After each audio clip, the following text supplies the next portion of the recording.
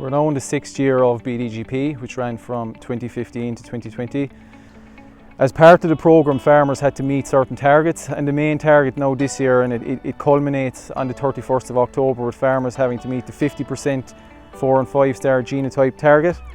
Now, the majority of herds are compliant and are meeting it comfortably, but there are about 10% of herds that aren't currently meeting that target.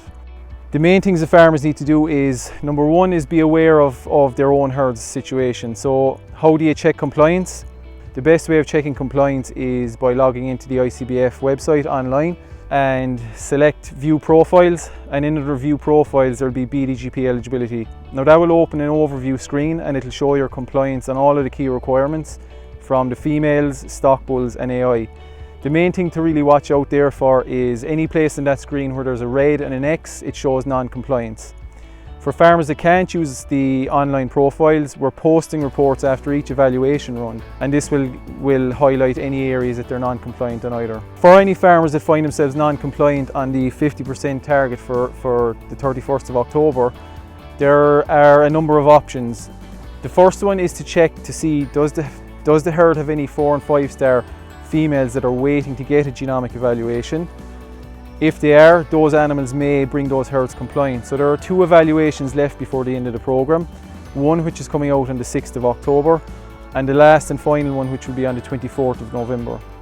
The other option, if you don't have any ungenotyped 4 and 5 star females in the herd, is to buy genotype 4 and 5 star animals. Now there's a few things you have to watch here. If you're buying privately, you just have to be a little bit more careful. You have to check a number of things.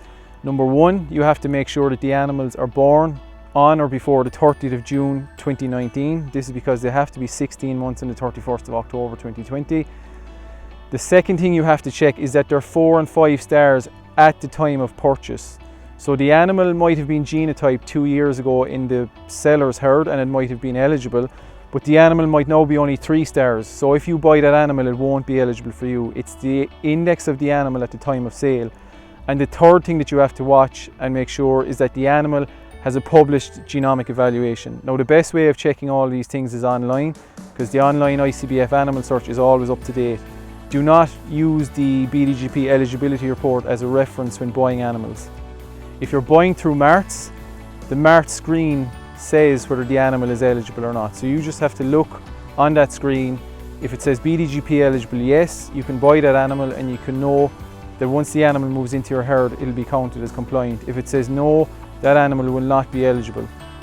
If you find yourself in non-compliance and you need to buy animals, it's important that you have the correct information at hand before making any investments in new animals or any purchasing decisions.